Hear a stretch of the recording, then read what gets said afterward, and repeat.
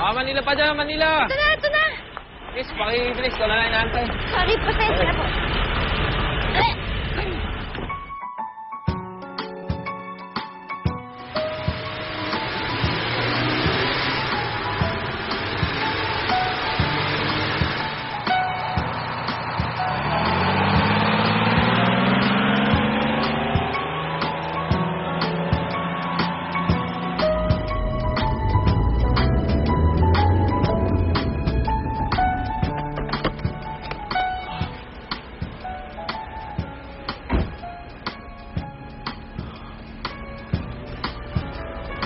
Excuse me po. Ano yun? May nakita po ba kayo ditong balingkinita na babae? Medyo chinita? Yung maganda siya? Maganda ba yun? Pwede na. Pwede na. Okay naman. Yung mahilig siya magsalita ng mag-isa. Yun! Nandito po ba? Nakita niyo? Naku, yung baliw. Wala na siya, sumakay na ng bus. Pero hindi ko alam kung saan ang biyahe niya Oh, teka! Di ba ikaw si Justin? Thank you po. Justin! Ay, Justin! Justin!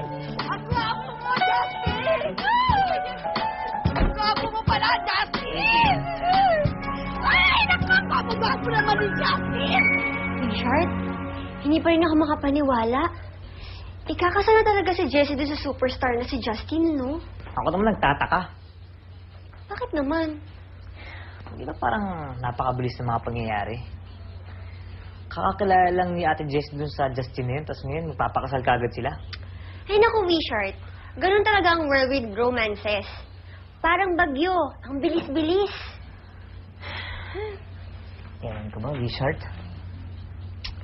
Richard, huwag ka na mag-isip-isip ng kung ano-ano. Ang importante, ikakasal na si Justin kay Jessie. So, solve na ang problema natin. Tsaka pwede pa natin mahikayat si Justin sa naisip nating negosyo, diba? Sa bagay, oo. Hulog talaga ng langit si Justin sa atin. Diba meron ng hospital yung tatay niya? So, pwede pa tayong malibis at manganganak ko. Ano? Diba? Ano? Galing ko talaga. Jess! Donald! Jessie. Jessie na.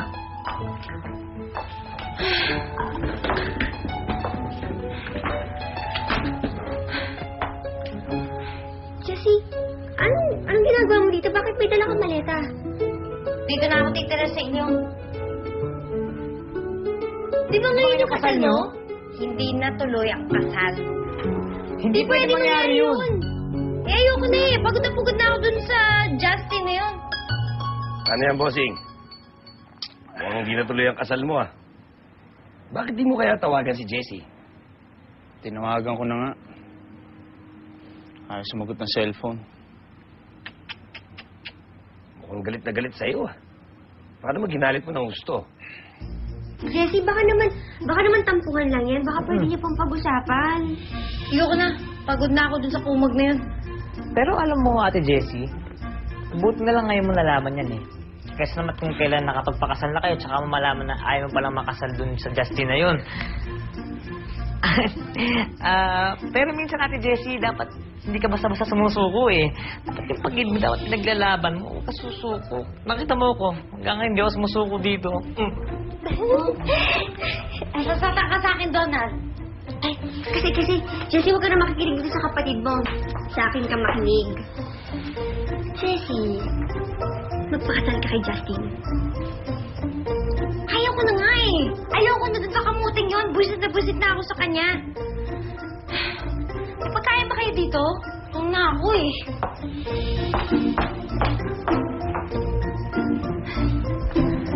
Richard, paano yan? Parang talagang ayaw na ni Ate Jessie. Huwag ka mag-alala, Richard. Baby.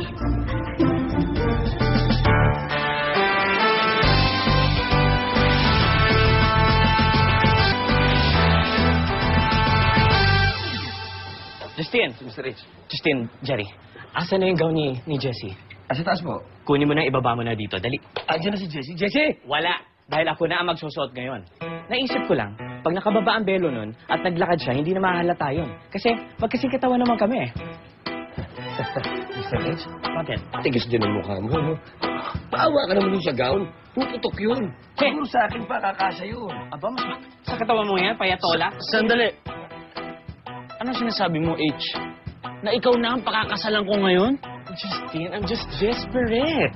Nagpakasal? Hindi, gaga. Ayoko lang mapahiya tayo. Kaya gumagawa ko ng paraan. We have to accept the fact na hindi na matutuloy ang kasal namin ni Jessie. Kaya kung ako sa'yo, ngayon palang ipa-cancel mo na lahat yan. Huwag niyo i-cancel ang kasal!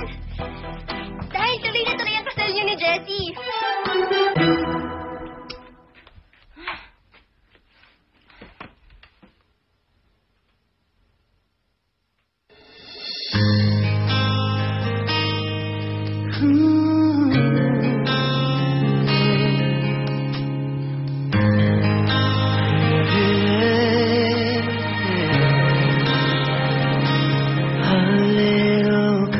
Conversations are turning into little sweet sensations, and they're only getting sweeter every time.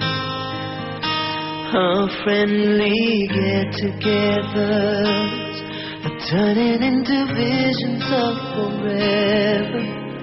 If I just believe this foolish heart of mine, I can't pretend. Hoy, Jessie, dapat isipin mo kung gaano kasama ang ugali ni Justin, hindi yung mga happy moments. Umalis ka na dito at huwag ka nang babalik. Marunong ka naman siguro ng mga trabaho ang bahay. Gagawin mo kong katulong? Bakit ka ba nagmamagili mo na mag-shooting ngayon, di ba?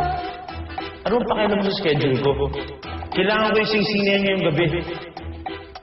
Within 30 minutes, kapag hindi mo natanggal yan, babawasan talaga kita ng daliri. Kung ayaw mo tumigil sa kakadaldal, lumabas ka ng kotse ko. Sobra ka naman. Niloloko mo ba ako? Iiwanan mo talaga ako, Justin? Uy, Justin! Justin, uy! Tama. Tama yun yung desisyon ko. Hindi talaga ako papasal sa Justin yan dahil sobrang sama ng ugali. Ano? Ano sinasabi mong tuloy ang kasal? Ayaw na nga magpakasal sa akin ni Jessie. Huwag mo nga pinapansin yun. Alam mo, nagpapakipot lang yun, di ba? Hindi. Hindi nagpapakipot yun. Ayaw na talaga niya magpakasal sa akin. Hindi ko naman siya masisisi. Gago naman kasi ako sa kanya.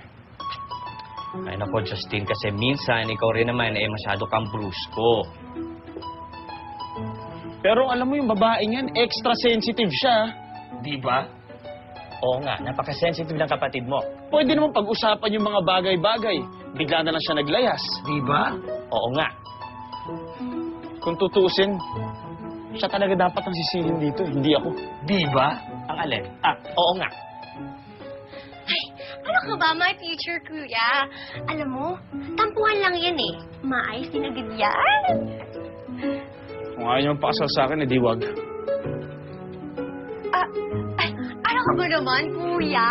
Huwag ka susuko dahil ako ang bahala. Ako ang bahala.